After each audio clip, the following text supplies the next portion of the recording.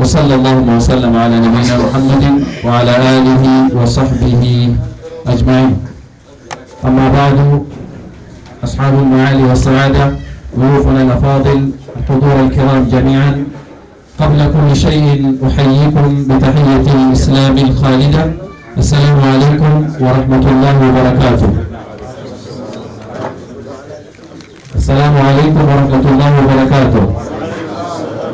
Namni yeroo namni ol seerrattee isheen nama garuu usuma akkana jennu yeroo sa'aatii keenya waan nu jalaa dheerateef xiqqoo waan beelaamaa jiruufis haqa keessanitti gaafatamuu bakka baan jirru indeetuma eegalle.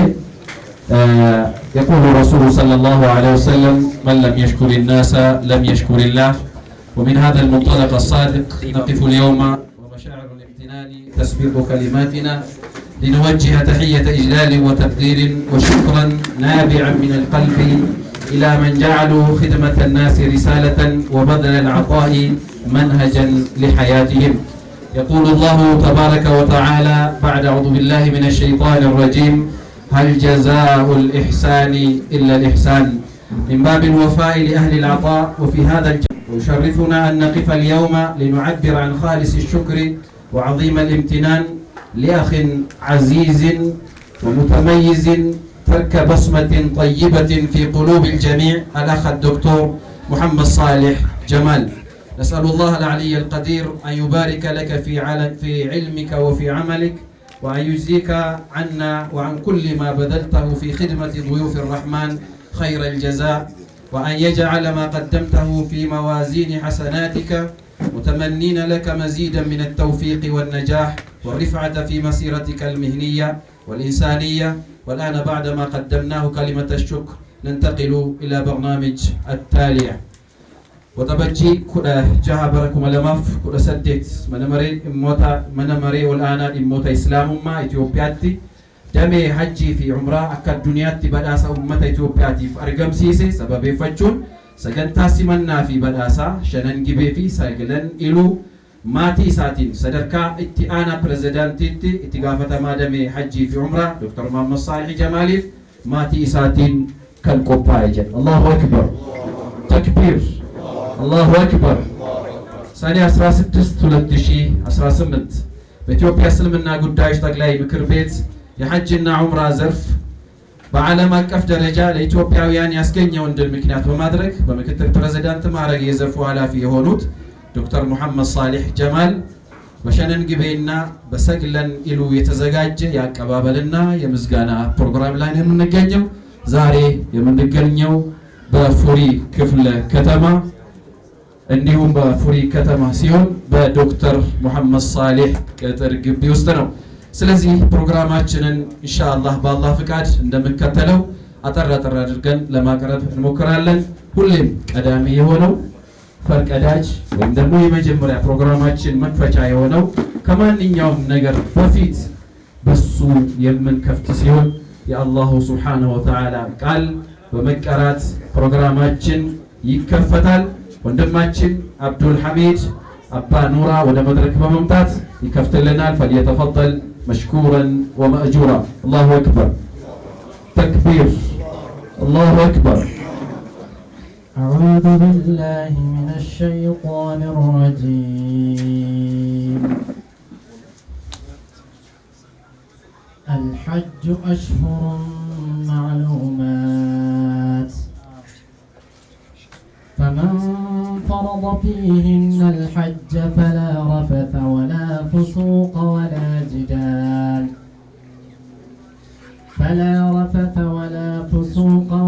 جدال في الحج. وما تفعلوا من خير يعلمه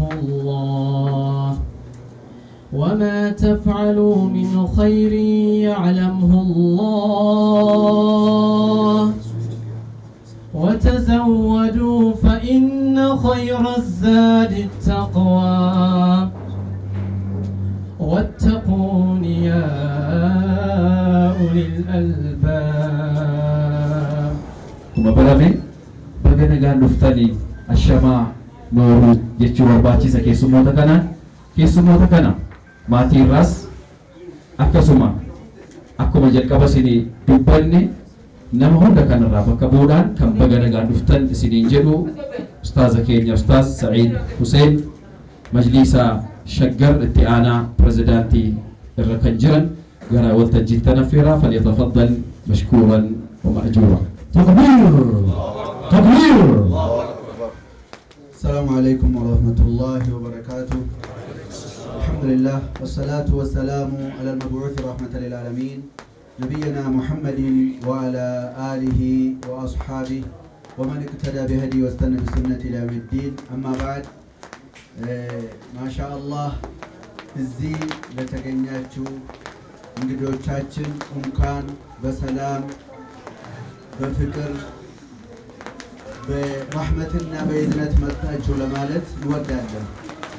አኩማ ከነስ አኩማ ዱራን ቤከሙስ አቀስት ቡፍኑስ ከኑክስኒን ጀም ተስሞንቴ አቦንቴ ዑለማውን ኬኛ ፕሬዝዳንቶን ኬኝ ተገነጋን ሙስከሪ ኖሩ በተቀመጡ ተቀመጡ ተቀመጡ الكونيستينا ترجمه دكتور محمد صادق جمال سينا قرآن كورت سينا فريدا سينا أبان جفت قرآن جفت لكن مور يبستين بيتينا وكان مبيتينا بمشيطان بدل رأيستين ويكون أهلا وسهلا جمال وسلام عليكم ورحمة الله وبركاته.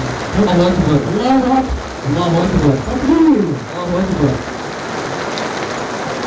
إن شاء الله تقرب رحمتها badhaasa noobeelii jennee waamna nuti badhaasa noobeelii argatan kanarratti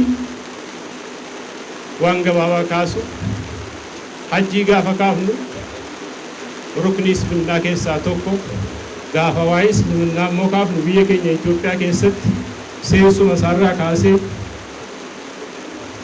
amiirri nugusni biyya kan keenyaadha najjaashiirraa ka'uudhaan addunyaadhaaf nugusa seenaa hojjetee fi adilii biyya keenyaa mirkaneessee darbe waan ta'eef yeroo sanarraa kaafnee biyya keenya keessatti uummanni muslimaa Itoophiyaadha biyya Itoophiyaa jedhamtu kana yeroo seenarraa kaasee nagaaf tasgabbii biyya kana keessatti uumu walirraa fuudhiinsa dhalootaatiin seenaawwan ajaa'ibsiisaa hojjetee as ga'eeti jira. Kana boodas jaarraa hedduu booda immoo abbaan keenya abbaan Jifaar rabbiin rahmata isaaniif haa godhu yeroo cinqiin rakkooniif gidiraan ummata muslimaa irratti dararaan baay'atu irratti gaaddisa ta'anii yeroo isaan diinii keenyaaf fitnaan guddaan dhufee seena jirutti diinii nassaruudhaaf sanarra darbanii immoo sadarkaa addunyaatti gaaddisa uummata Itoophiyaatiif kan ta'uu danda'u addunyaa kanarratti bakka adda addaatti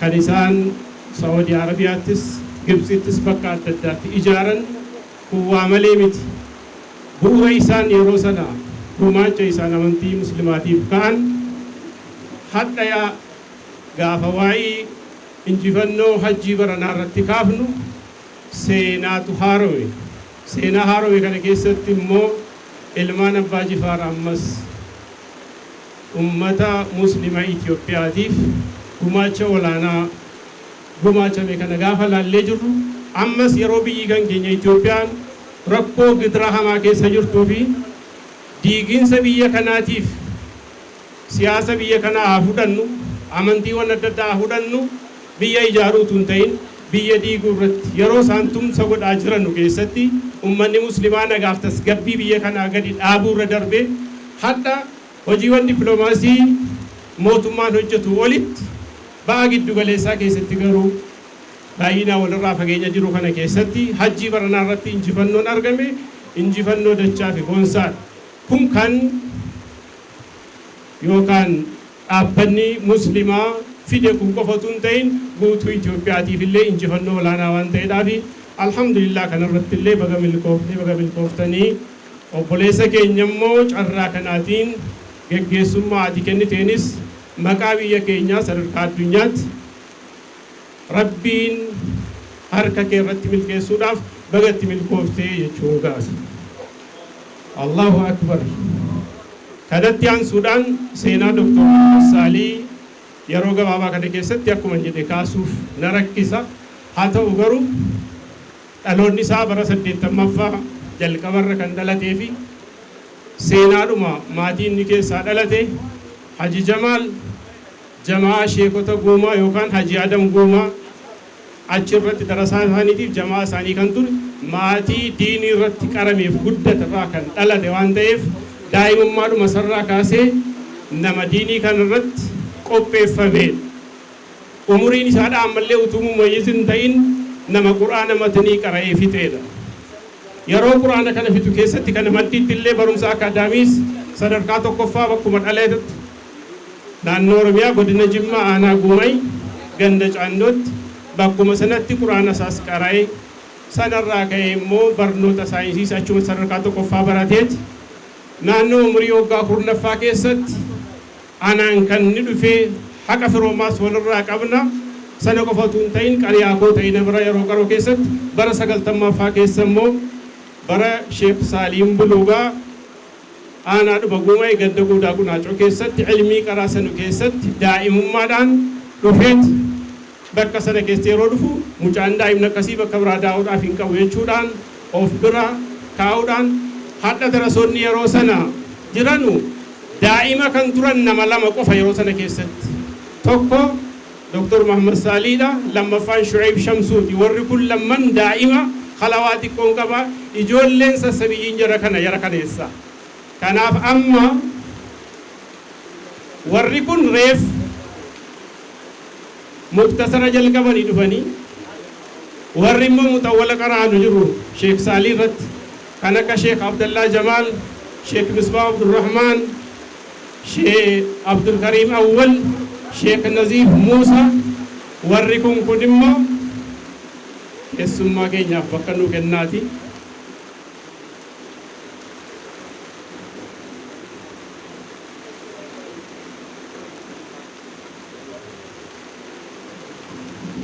Maashaallah keessummoonni keenya ta'a bakka nuu qabadhaati. Warri kun immoo warra sheeka irratti Bukaarii Muslimiin qara'anu yeroodhuma sanarraa ka'anii Dr. Muhammad Saaliin daa'imummaa utuu hin ta'in saahibban isaanii namni isaanii itti hidhatan nama gurguddaatti kan inni yeroodhuma sana hidhataa ture. Kanaafuu bakka nama yookaan immoo hiriyaa isaa biratti hin argitanu manguddoo namoota gurguddaadhaa fi sheekolee ciccimaatti kan inni hidhatu.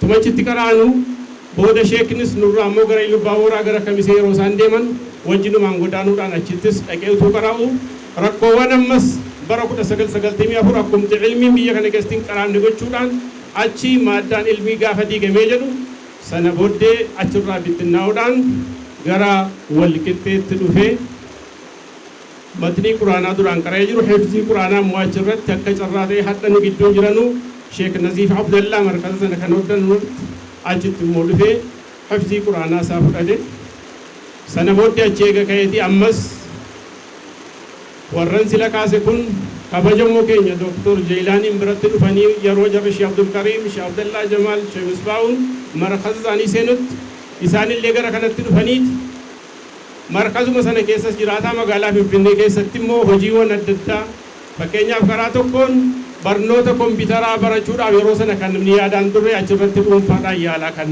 ture achirra darbee shufurinnaa ammallee namni yaaduuf hin dandeenye kana kan achumarraa kaasee yeroo sanatti barate kana qofatu hin ta'in amma barnoota isaa duraanillee addaan kutee turis achirrattis itti fufuudhaanii sana booddee carraa gara Suudaanii deemuudhaan argate yaaliidhuma dhuunfaa isaatiin inni barnoota isaatiif iddoo guddaa kan kennaa ture Suudaanii eega galee barnoota isaa sadarkaa 12ffaa Suudaaniitti dhaqee xumure achuma immoo kolleejjii Suudaanii keessa jirutti dippiloomaa isaa waggaa 2 barateeti sana booddee jaamiyaa yuunivarsiitii Suudaanii jiru irratti waggaa 4 digirii isaa fudhate hin dhaabbanne ammas taanaan karaa tokkoon achitti ijoolleewwan Itoophiyaatiif keessaayyuu ijoolleewwan Oromoo naannoo Suudaan baqattootaanis ta'u karaa adda addaatiin jiran waldaa cimaa tokko ijaaruudhaan hoogganuudhaan sadarkaa itti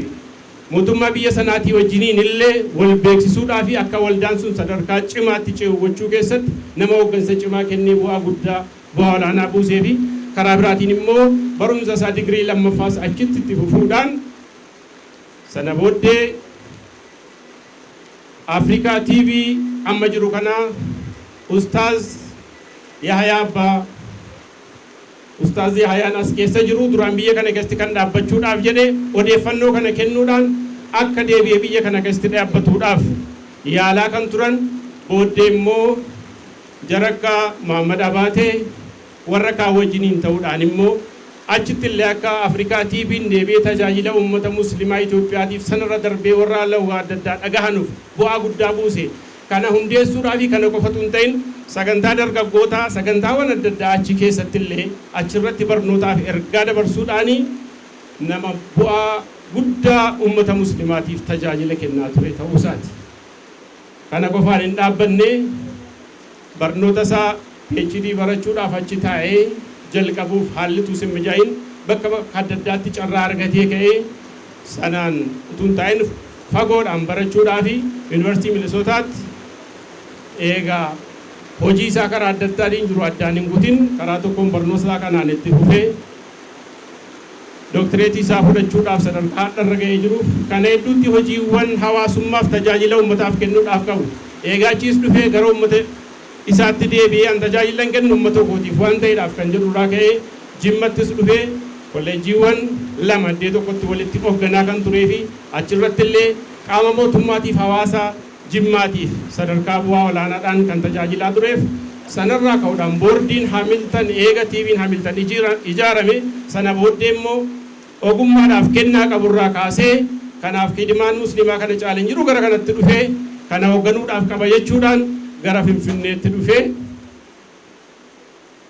TV Hamilton irratti daayirektara ta'uudhaan sadarkaa amma TV'n kun irra jiru bu'aa guddaa nama buusee fi ammallee hojii kana otoo hojjetu san qofaa miti. Kana bukkeetti immoo gama dinagdeetiin illee uummanni kan keenyas bu'aa argachuudhaaf qaba kan jedhuudhaaf boordiiwwan baankii adda addaa keessatti miseensa ta'uudhaa fi nama kan keenya karaa kanatti kakaasuudhaan jijjiirama uummanni kan keenya dinagdeerraa fagaatee jiruuf akka namni gara kanatti dhufuudhaaf qabu ergaa dabarsuudhaa fi haala mijeessuudhaan hojiiwwan olaanaa hojjetaa kan jiruu fi bu'aawwan hojii kanaatiinis kan fidaa jiru ta'uu isaati. Alhamdulillah riifoormii ala nama majlisa keessatti geggeeffameen bara kana keessatti koree hojii raawwachiiftuu keessatti sadarkaa ittaanaatti gaafa dhufee damee hajjii kanarratti hoogganuudhaaf dhufu hundi keenya seenaa hajjii biyya keenyaa hin beekna. Bakka rakkoo walxaxaadhaa fi rakkoo hamaa keessatti hooggansa yeroo rakkisaa keessatti kan itti dhufedha. Hooggansa yeroo rakkisaa keessatti dhufe kana keessatti karaa adda addaatiin maal ta'uuf deema namni kun seenaa gaarii qabuu fi ka'umsa gaariidhaaf umurii ammallee tajaajila kennuuf qabu keessatti haamleen isaa immoo cabee boodatti deebi'ee rakkootti galuu danda'a waan jedhu nu akka maatiittis ta'ee karaa adda addaatiin namni isa beeku rakkoo isa mudachuu danda'uuf sodaa guddaa qabna turre. Alhamdulillah namni rabbiif of kenne garuu inuma milkaa'aa waan ta'eedhaaf hajjii baranaa keessatti jalqaba isaarraa amma xumuraatti khaasatan dhuunfaattis keessaa wal qunnamaas turre achirra darbee karaa adda addaatiin immoo deeggarsa hawaasni muslimaa gajjallaarraa kaasee koreewwan gajjallaa kaasanii hamma federaalatti ijaaramanii jiran immoo tiimii tokko ta'uudhaan hojii hojjetameen bu'aa amma hadharra geenye jirru kanaafi kan bu'aa kana fide rabbumatu fide sababaaf garuu namni kun hooggansa isaatiin waan gaarii kennee jira waan ta'eedhaafi akkuma hin jedhe namni seenaa kanarratti barreessuu barbaaduuf nutis maatii yoo ta'e fuulduraan bal'inaan kan dhala ittaanuuf barnoota ta'uu danda'uu fi ammaan booda daa'imman islaamaa akkamitti guddisuudhaaf qabna fakkii akkamitti ta'a waan jedhu barreeffamaan kan isiniif dhiyeessinu ta'ee hadhaaf waltajjii hadhaa irratti kana caalaa isinitti hin dheeressu. Assalaamu alaikum warahmatullahi wabarakatuh. Allahu akbar. ያው ከዚህ በኋላ ያለው ፕሮግራም ምናልባት እንደዚህ ስለማይረዝም ትንሽ እንትን እንዳትሉ ያው ወኒ ዲሃቴ ቡናዚሙን ኢራዲሄ ሰኒ ሰገንታን ከነ ቦዴ ጅሩ ገሩ ሄዱ ገገባባ ተውዱማ ወጅኒ አከን ደገኒ እንዳይረሳ የኢትዮጵያና የኢትዮጵያ ሙስሊሞች ታሪካዊ ቀን ነው ብለናል መጀመሪያ ላይ ስንጀምር። ስለዚህ ሁሉም ሰው የየራሱ የሆነ አሻራ ያኖራል። ወንድማችን ዶክተር መሐመድ ሳሊህ ደግሞ የአመራር ብቃት በማሳየት ከሱ ጋር ባሉት ወይም በሚመሩት የስራ አስፈጻሚ ኮሚቴዎችን በመጨመር ለዛሬው ድል አብቅተውናል። ስለዚህ ዛሬ ደግሞ ጓደኞችን በመተካት ወይም ደግሞ ሁሉንም ጓደኞች በመወከል ወንድማችን አብራሪያችን እንዲሁም ደግሞ ኡስታዛችን ብዙ ነገር ስለሆነ ማረጉን ተናግሬ ባልጨርሰውም ኡስታዝ ሱፊያን ወደ መድረክ በመምጣት በተሰጠችው ጥቂት ደቂቃ ውስጥ ስለመሐመድ ሳሊህ የሚሆን የሚያስተላልፈውን መልእክት ኢንሻአላህ ኦፕን አድርገን ደቂቃውን ግን ገድበን እንሰጠዋለን። فليتفضل مشكورا ومأجورا ካፕቴን ከኛ ገረወል ተጂቲና ፊራ ተክቢር ተክቢር ተክቢር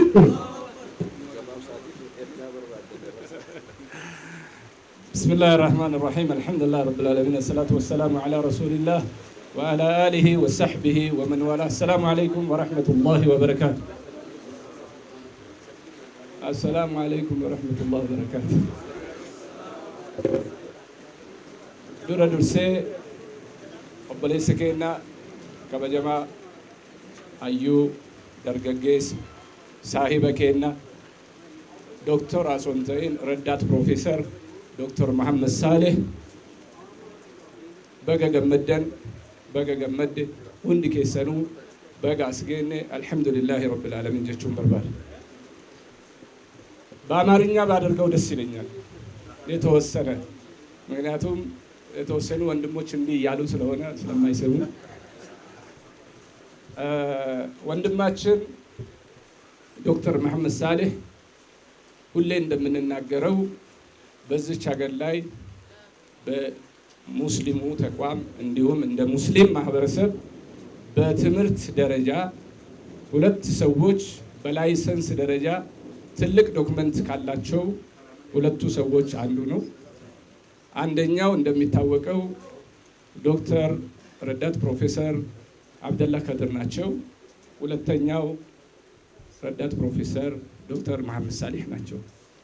በዚህ በዕልም ደረጃ በዶክመንት ደረጃ አገራችንንም እኛንም ሙስሊሙንም ከፍ ለማድረግ ባደረጉት አስተዋጽኦ በወጣትነት በተለይም እድሜያቸው ከ40 ዓመት በታች ሆኖ በዚህ ደረጃ መማር ትልቅ ጥረት ስለሚፈልግ የዛው ውጤት ነው ብለን ስለምንወስድ ሁላችንም እንኳን ደስ አለን ለማለት እፈልጋለሁ።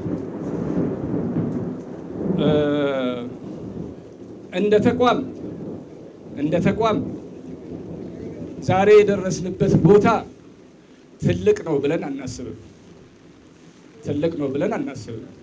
ምክንያቱም የ60 ሚሊዮን የ70 ሚሊዮን ማህበረሰብ እዳ ተሸክመን የምንኖር ብዙ ጣጣዎችን ተሸክመን የመጣን ማህበረሰብ ነን። ዛሬ የተገኘው ድል መቼም አንድ ጥርስ ያላት በዘነዘና ትነቀስ ይላል አማራ ሲተርት። ዛሬ ደስ ያለን ብዙ አመት ለፍተናል፣ ብዙ አመት ታግለናል። በየሰዓቱ ውጤቶች እየተጨናገፉ ስለቆዩ አሁን ያገኘነው ድል የመጀመሪያው እንዲሆን ተደርጎ ለዛሬ በቅተን ደስ ብሎናል ማለት ነው። ሐቂቃውን ግን ካየን መስራት እንዳለብን የሚያሳይ እንጂ ከዚህ በኋላ ትልቅ ስራ እንዳለብን የሚያሳይ እንጂ ብዙ ሴሌብሬት የምናደርገው አልነበረም። ስለሌለን ግን ያገኘነውን ማክበር አለብን ብለን ነው ይሄ ፕሮግራም የተሰራው ማለት ነው። ይህ ተአምር ነው፣ ተሰርቷል፣ ሄደን አይተናል፣ ሀጅም አብረን አድርገናል። የተሰሩ ስራዎች በጣም ደስ የሚሉ የሚያረኩ ናቸው። በተቋም ደረጃ ሲስተም ዴቨሎፕ አድርጎ በነገራችን ላይ በክላሰር ነው የምንመራው። ለብዙ አመት ብዙ ወንድሞች፣ ብዙ አባቶች፣ ብዙ መሻይኮች አልቅሰዋል፣ እናውቃለን። በክላሰር ስንት ብር እንደሚወሰድ ይታወቃል። ተቋሙ እኮ ራሱ ነው፣ የተወሰነውም ሰው ራሱ ነው። እውነቱን ስንነጋገር እንዳያማችሁ አደራ እላለሁ፣ እንዳያማችሁ። ተቋሙም ራሱ ነው፣ የተወሰኑት ሰዎችም ራሳቸው ናቸው። ዛሬ ምንድነው የተገኘው? ያንኑ ሸፍጥ ማስቆምና መስራት ነው እንጂ የተገኘው ሌላ ምንም ከሰማይ የወረደ ምና የለም። ይሄም በማድረጉ ደግሞ ብቃቱን አሳይቷል፣ አረጋግጧል። ወንድሞቹ ረድተውታል። አመራሩ ትክክል ነው ብሎ ተቀብሏል። የሚሰራ ሰው ደግፏል፣ አብሮ ቆሟል። ይሄ መጠናከር መቻል አለበት። ህዝቡ ያው ነው፣ ሌላ ህዝብ አይደለም ያለን። ተቋሙም ራሱ ነው፣ ሌላ ተቋም አይደለም ያለን። ያለውም ምሁር ራሱ ነው፣ ሰራተኛውም ራሱ ነው፣ ሌላ ሰራተኛ አይደለም። ነገር ግን አሁንም መልሰን ደጋግመን የምንለው ከዶክተር መሐመድ ሳሌህ ሌላውም ዲፓርትመንት ተምሮ ማስተካከል መቻል አለበት ይሄን ተቋም የሚለውን መያዝ ያስፈልጋል። በስተመጨረሻ ወንድማችን ዶክተር መሐመድ ሳሌህ እንኳን ደስ አለህ፣ ሁላችንንም እንኳን ደስ ያለን። የተገኘው ድል ትልቅ ነው። አሁንም መመስገን የሚገባቸው ሰዎች እንዳይታለፉ ደግሞ አደራላለሁ።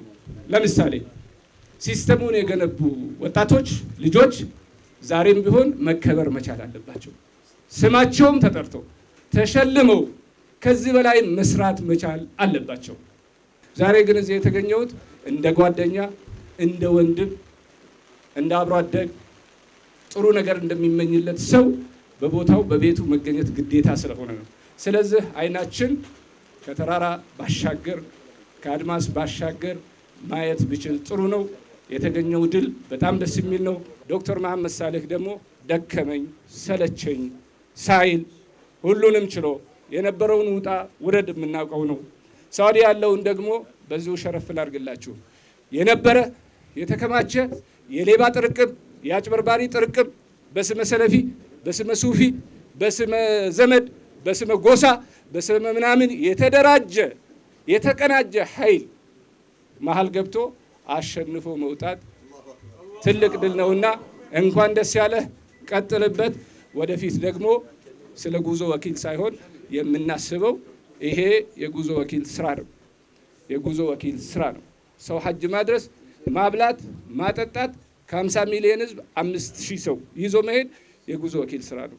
ከዶክተር መሐመድ ሳሌህ የምንጠብቀው በዚሁ ልክ ሪፎርሙን ወደፊት ይዘው እንዲመጡ፣ ትልልቅ ስራ እንዲሰሩ፣ ሪጅናል ኢንቴግሬሽን እንዲሰሩ፣ ዓለም አቀፍ ግንኙነቶችን በደንብ እንዲያሳልጡ የምንፈልጋቸው ወንድሞች ስለሆኑ እኔ በተለይ እዚህ እንድመጣ ብዙውን ስለለፋው እንኳን ደስ ያለኝ። ወሰላሙ አለይኩም ወራህመቱላሂ ወበረካቱሁ።